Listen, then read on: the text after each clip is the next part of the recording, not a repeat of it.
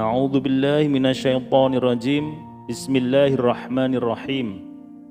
Assalamualaikum warahmatullahi wabarakatuh. Sobat Al-Zamira Channel yang dirahmati Allah. Semoga kita selalu dalam keadaan sehat walafiat. Amin ya rabbal alamin. Kita sekarang memasuki 10 hari terakhir bulan Dzulhijjah tahun 97 Hijriah. Saat itu Ka'bah telah disesaki oleh tamu-tamu Allah dari segala penjuru, para pejalan kaki dan para pengendara, tua dan muda, laki-laki dan perempuan, berkulit hitam dan putih, orang Arab dan non-Arab, tokoh dan rakyat jelata. Mereka semua telah datang menghadap Raja Manusia dengan khusyuk seraya bertalbiyah dan mengharapkan pahala Allah Subhanahu wa Ta'ala. Tersebutlah Sulaiman bin Abdul Malik, salah seorang khalifah terbesar Bani Umayyah, seorang khalifah kaum muslimin dan salah seorang raja paling agung yang pernah bertahta di muka bumi. Sedang bertawaf di sekeliling Ka'bah dengan kepala terbuka dan bertelanjang kaki. Dia hanya mengenakan kain sarung dan selendang. Kondisinya kala itu sama seperti saudara-saudaranya seagama yang menjadi rakyat jelata. Sementara di belakangnya ada dua orang putranya. Keduanya adalah anak muda yang keceriaan wajahnya bagaikan bulan purnama. Sementara semerbak memangi dan kekilauannya ibarat bunga yang sedang mekar. Begitu khalifah menyelesaikan tawafnya, beliau menengok ke arah salah seorang pengawalnya sembari berkata, "Di mana orang yang kalian maksud?" sambil menunjuk ke pojok barat Masjidil Haram. Orang itu menjawab, "Dia di sana sedang sholat." Lalu khalifah dengan diikuti kedua putranya menuju tempat yang ditunjuk oleh pengawal tersebut. Para pengawal pribadinya ingin mengikuti khalifah guna melebarkan jalan baginya dan melindunginya dari suasana berdesak-desakan. Akan tetapi khalifah melarang mereka melakukan hal itu sembari berkata, "Para raja dan rakyat jelata sama kedudukannya di tempat ini. Tidak seorang pun yang lebih mulia dari orang lain, kecuali berdasarkan penerimaan terhadap amalnya dan ketakwaan. Boleh jadi ada orang yang kusut dan lusuh berdebu datang kepada Allah, lalu Allah menerima ibadahnya, dan pada saat yang sama para raja tidak diterima olehnya." Kemudian khalifah berjalan menuju orang tersebut, namun dia mendapatinya masih melaksanakan sholat dengan khusyuk di dalam ruku dan sujudnya. Sementara orang-orang duduk di belakang, di sebelah kanan dan kirinya. Lalu khalifah duduk di barisan paling belakang dari majelis tersebut dan mendudukkan kedua anaknya di situ. Mulailah dua anak muda Quraisy ini mengamati laki-laki yang dituju oleh ayah mereka, Khalifah Sulaiman, dan duduk bersama orang-orang awam lainnya menunggunya hingga selesai dari sholatnya. Ternyata orang itu adalah seorang tua yang berasal dari Habasyah, berkulit hitam, berambut keriting, lebat, dan pesek hidungnya. Jika dia duduk tampak bagaikan gagak hitam. Ketika orang itu telah selesai dari sholatnya, dia menoleh ke arah di mana khalifah berada. Lalu Sulaiman bin Abdul Malik, sang khalifah, memberi salam dan orang itu membalasnya. Saat itulah khalifah menyongsongnya dan bertanya tentang manasik haji, dari satu hal ke hal lainnya. Dan orang itu menjawab setiap pertanyaan dengan jawaban yang tuntas dan memerincinya sehingga tidak memberikan kesempatan lagi bagi si penanya untuk bertanya lagi. Dan dia juga menyandarkan setiap perkataan yang diucapkannya kepada sabda Rasulullah Shallallahu Alaihi Wasallam. Setelah khalifah selesai mengajukan pertanyaannya, beliau mengucapkan, "Mudah-mudahan Allah membalas Anda dengan kebaikan." Dan beliau berkata kepada kedua putranya, "Berdirilah." Keduanya berdiri, lalu mereka bertiga berlalu menuju tempat sa'i. Ketika mereka bertiga di pertengahan jalan menuju tempat sa'i, antara Safa dan Marwah, kedua anak muda itu mendengar ada orang-orang yang berseru, "Wahai kaum muslimin, siapapun tidak boleh memberi fatwa kepada orang-orang di tempat ini, kecuali Atha bin Abi Rabah. Dan jika dia tidak ada, maka Abdullah bin Abi Najih." Maka salah satu dari kedua anak muda itu menoleh kepada ayahnya seraya berkata, "Bagaimana mungkin pegawai Amirul Mukminin bisa menyuruh orang-orang supaya tidak meminta fatwa kepada siapapun selain kepada Atha bin Abi Rabah dan sahabatnya? Lalu kita telah datang meminta fatwa kepada orang ini, seorang yang tidak peduli terhadap kehadiran khalifah dan tidak memberikan penghormatan yang layak terhadap khalifah." Maka Sulaiman berkata kepada putranya, "Orang yang telah kamu lihat wahai anakku, dan yang kamu lihat kita tunduk di depannya, itulah Atha bin Abi Rabah, pemilik fatwa di Masjidil Haram dan pewaris Abdullah bin Abbas di dalam kedudukan yang besar ini." Kemudian Khalifah melanjutkan perkataannya, "Wahai anakku, belajarlah ilmu, karena dengan ilmu orang rendah akan menjadi mulia, orang yang malas akan menjadi pintar, dan budak akan melebihi derajat raja." Perkataan Sulaiman bin Abdul Malik kepada putranya tentang masalah ilmu tidaklah berlebihan, karena Atha bin Abi Rabah pada masa kecilnya adalah hamba sahaya milik seorang perempuan penduduk Makkah. Akan tetapi Allah Subhanahu wa Ta'ala memuliakan budak Habasyah ini dengan meletakkan kedua kakinya semenjak kecil di jalan ilmu. Dia membagi waktunya menjadi 3 bagian. Satu bagian untuk majikan perempuannya, di mana dia mengabdi kepadanya dengan sebaik-baik pengabdian dan memberikan hak-haknya dengan sempurna. Dan satu bagian dia jadikan untuk Tuhannya. Waktu ini dia digunakan untuk beribadah dengan sepenuh-penuhnya, sebaik-baiknya dan seikhlas-ikhlasnya kepada Allah Subhanahu wa Ta'ala. Dan satu bagian lagi dia jadikan untuk mencari ilmu. Dia banyak berguru kepada sahabat-sahabat Rasulullah SAW yang masih hidup dan menyerap ilmu-ilmu mereka yang banyak dan murni. Dia berguru kepada Abu Hurairah, Abdullah bin Umar, Abdullah bin Abbas, Abdullah bin Az-Zubair, dan sahabat-sahabat mulia lainnya, sehingga hatinya dipenuhi ilmu, fikih, dan riwayat dari Rasulullah Sallallahu Alaihi Wasallam. Ketika majikan perempuannya melihat bahwa budaknya telah menjual jiwanya kepada Allah dan mewakafkan hidupnya untuk mencari ilmu, maka dia melepaskan haknya terhadap Atha, kemudian memerdekanya sebagai bentuk takarrub atau mendekatkan diri kepada Allah Subhanahu wa Ta'ala. Mudah-mudahan Allah menjadikannya bermanfaat bagi Islam dan kaum muslimin.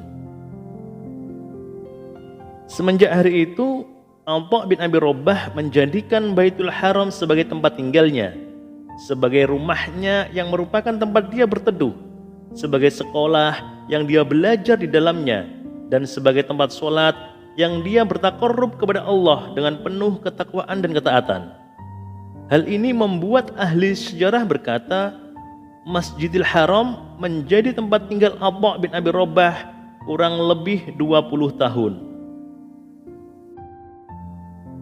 Atha bin Abi Rabah, seorang tabi'in yang mulia ini, telah sampai kepada kedudukan yang sangat tinggi di dalam bidang ilmu dan sampai kepada derajat yang tidak dicapai kecuali oleh beberapa orang semasanya. Telah diriwayatkan bahwa Abdullah bin Umar sedang menuju Makkah untuk umrah. Lalu orang-orang menemuinya untuk bertanya dan meminta fatwa. Maka Abdullah berkata, "Sesungguhnya saya sangat heran kepada kalian, wahai penduduk Makkah. Mengapa kalian mengerumuniku untuk menanyakan sesuatu permasalahan, sedangkan di tengah-tengah kalian sudah ada Atha bin Abi Rabah?" Atha bin Abi Rabah telah sampai kepada derajat tinggi dalam agama dan ilmu dengan 2 sifat. Pertama, bahwa dia menjadikan dirinya sebagai pemimpin atas jiwanya. Dia tidak memberikan kesempatan kepadanya untuk bersenang-senang dengan sesuatu yang tidak berguna. Kedua, bahwa dia menjadikan dirinya sebagai pemimpin atas waktunya. Dia tidak membiarkannya hanyut di dalam perkataan, dan perbuatan yang melebihi keperluan. Muhammad bin Suqah, salah seorang ulama dan ahli ibadah di Kufah, bercerita kepada orang-orang yang mengunjunginya, "Maukah kalian mendengar suatu ucapan? Barangkali ucapan ini dapat memberi manfaat kepada kalian, sebagaimana ia telah memberi manfaat kepadaku." Mereka menjawab, "Ya." Dia berkata, "Pada suatu hari, Atha bin Abi Rabbah menasihatiku. Dia berkata, 'Wahai keponakanku, sesungguhnya orang-orang sebelum kami dahulu tidak menyukai perkataan yang sia-sia.' Lalu aku bertanya, 'Dan apa perkataan yang sia-sia menurut mereka?' Atha menjawab, 'Dahulu mereka menganggap setiap perkataan yang bukan membaca atau memahami kitab Allah Subhanahu wa Ta'ala sebagai perkataan sia-sia. Demikian pula dengan yang bukan meriwayatkan dan mengkaji hadis Rasulullah Sallallahu Alaihi Wasallam atau menyuruh yang ma'ruf dan mencegah yang mungkar, atau ilmu yang dapat digunakan untuk taqarrub kepada Allah Subhanahu wa Ta'ala, atau kamu berbicara tentang kebutuhanmu dan mata pencaharianmu yang harus dibicarakan.' Kemudian dia mengarahkan pandangannya kepadaku dan berkata, 'Apakah kamu mengingkari?' A'udzubillahi minasyaitonirrajim. 'Wa inna 'alaikum lahafidhin kiraman katibin.' Dan sesungguhnya terhadap kalian ada malaikat-malaikat yang mengawasi amal perbuatan kalian, yang mulia di sisi Allah dan yang mencatat amal perbuatan kalian. Al-Infitar ayat 10 sampai dengan 11. Dan bersama masing-masing dari kalian ada dua malaikat. A'udzubillahi minasyaitonirrajim. 'Anil yamini wa 'anil shimali qa'idum ma yalfidhu min qawlin illa ladaihi raqibun 'atid. Di mana yang satu duduk di sebelah kanan dan yang lain di sebelah kiri. Tidak ada suatu kata yang dia ucapkan melainkan ada di sisinya malaikat pengawas yang selalu siap mencatat. Qaf ayat 17 sampai dengan 18. Kemudian dia berkata, "Apakah salah seorang di antara kita tidak malu jika buku catatannya yang dia penuhi di awal siangnya dibuka di depannya, lalu dia menemukannya apa yang tertulis di dalamnya bukan urusan agamanya dan bukan urusan dunianya?" Allah Subhanahu wa Ta'ala benar-benar menjadikan ilmu Atha bin Abi Rabbah bermanfaat bagi banyak golongan manusia. Di antara mereka ada orang-orang yang khusus ahli ilmu, para pekerja dan lainnya. Imam Abu Hanifah An-Nu'man rahimahullah bercerita tentang dirinya.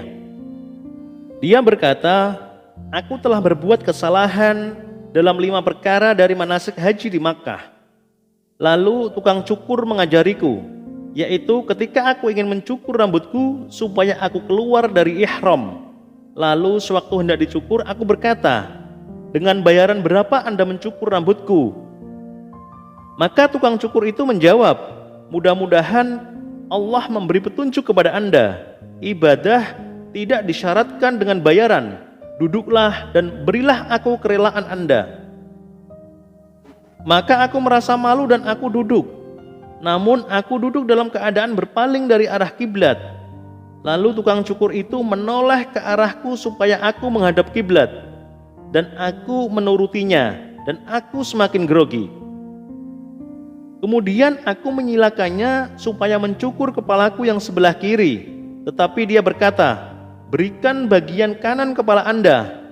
Lalu aku berputar, dan mulailah dia mencukur kepalaku, sedangkan aku terdiam sambil melihatnya dan merasa kagum kepadanya. Lalu dia berkata kepadaku, 'Kenapa Anda diam? Bertakbirlah.' Lalu aku bertakbir, sehingga aku berdiri untuk siap-siap pergi. Lalu dia bertanya, 'Kemana Anda akan pergi?' Maka aku menjawab, 'Aku akan menuju kendaraanku.' Lalu dia berkata, 'Sholatlah 2 rakaat, kemudian pergilah kemana Anda suka.' Lalu aku sholat 2 rakaat dan aku berkata dalam hati, 'Seorang tukang cukur tidak akan berbuat seperti ini, kecuali dia adalah orang yang berilmu. Maka aku berkata kepadanya, dari mana Anda dapatkan manasik yang Anda perintahkan kepadaku ini? Maka dia menjawab, demi Allah, aku telah melihat Atha bin Abi Rabbah melakukannya, lalu aku mengikutinya, dan aku mengarahkan orang lain kepadanya. Dunia telah berdatangan kepada Atha bin Abi Rabbah, namun dia berpaling dan menolaknya dengan keras. Dia hidup sepanjang umurnya hanya dengan mengenakan baju yang harganya tidak melebihi 5 dirham. Para khalifah juga telah mengundangnya supaya dia menemani mereka. Akan tetapi dia tidak memenuhi ajakan mereka karena lebih mengkhawatirkan agamanya daripada dunianya. Namun demikian, dia akan datang kepada mereka jika kedatangannya itu mendatangkan manfaat bagi kaum muslimin atau ada kebaikan untuk Islam. Di antaranya seperti yang diceritakan oleh Utsman bin Atha al-Qurasyani. Dia berkata, pada suatu perjalanan bersama ayahku, kami ingin berkunjung kepada Hisham bin Abdul Malik. Ketika kami telah berjalan mendekati Damaskus, tiba-tiba kami melihat orang tua di atas keledai hitam dengan mengenakan baju jelek dan kasar jahitannya, serta memakai jubah lusuh dan berpeci. Tempat duduknya terbuat dari kayu. Maka aku tertawakan dia dan aku berkata kepada ayah, siapa ini? Maka ayah menjawab, diam, ini adalah penghulu ahli fikih penduduk Hijaz, Atha bin Abi Rabbah. Setelah orang itu dekat dengan kami, ayah turun dari bagalnya dan orang itu juga turun dari keledainya. Lalu keduanya berpelukan dan saling menyapa. Kemudian keduanya kembali menaiki kendaraannya sehingga keduanya berhenti di pintu istana Hisham bin Abdul Malik. Setelah keduanya duduk dengan tenang, mereka dipersilahkan masuk. Ketika ayah keluar, aku berkata kepadanya, ceritakanlah kepadaku tentang apa yang kalian berdua lakukan. Maka ayah berkata, ketika Hisham mengetahui bahwa Atha bin Abi Rabbah berada di depan pintu, beliau segera mempersilahkannya masuk. Dan demi Allah, aku tidak bisa masuk kecuali karena sebab dia. Dan ketika Hisham melihatnya, beliau berkata, selamat datang, selamat datang, kemari, kemari. Dan terus beliau berkata kepadanya, kemari, kemari. Sehingga beliau mempersilahkannya duduk bersamanya di atas permadaninya dan menyentuhkan lututnya dengan lututnya. Di antara orang-orang yang duduk adalah orang-orang besar, dan sebelumnya mereka sedang berbincang-bincang, lalu mereka terdiam. Kemudian Hisham menghadap kepadanya dan bertanya, apa keperluan Anda wahai Abu Muhammad?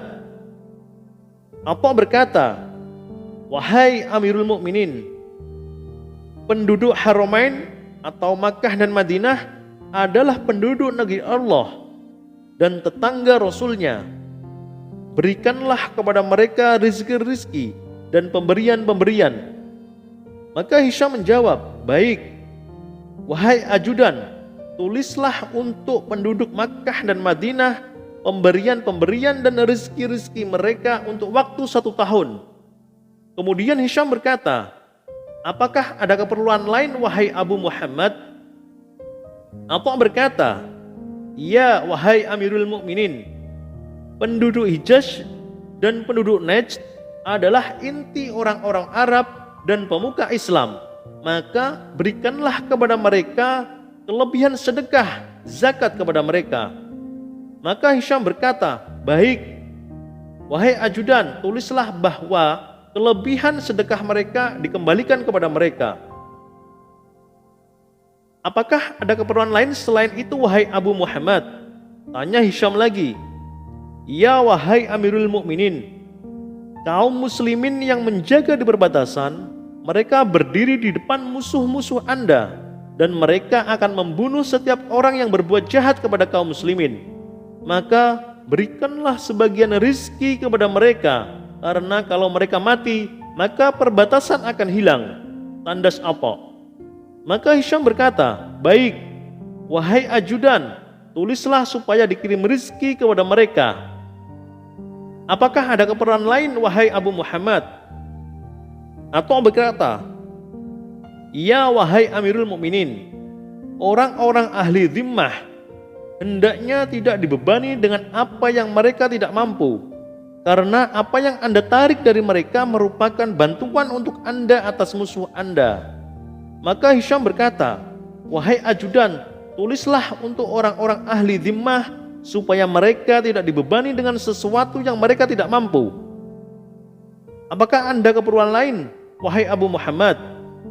Atha berkata, ya, bertakwalah kepada Allah di dalam diri Anda, wahai Amirul Mukminin, dan ketahuilah bahwa Anda diciptakan dalam keadaan sendiri, dan Anda akan mati dalam keadaan sendiri, dibangkitkan dalam keadaan sendiri, dan dihisab dalam keadaan sendiri.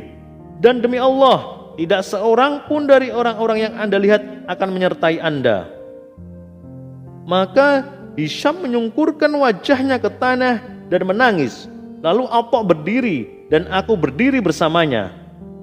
Ketika kami sampai ke pintu, ternyata ada seseorang yang mengikuti Atha dengan membawa kantong, dan aku tidak tahu apa yang ada di dalamnya. Dan orang itu berkata kepadanya, sesungguhnya Amirul Mukminin mengirim ini kepada Anda. Maka Atha berkata, maaf, aku tidak akan menerima ini. A'udzubillahi minasyaitonir rajim. Bismillahirrahmanirrahim. Wa ma as'alukum alaihi min ajrin in ajriya illa ala rabbil alamin. Dan aku tidak meminta imbalan kepada kalian atas seruanku itu. Imbalanku hanyalah dari Tuhan seluruh alam.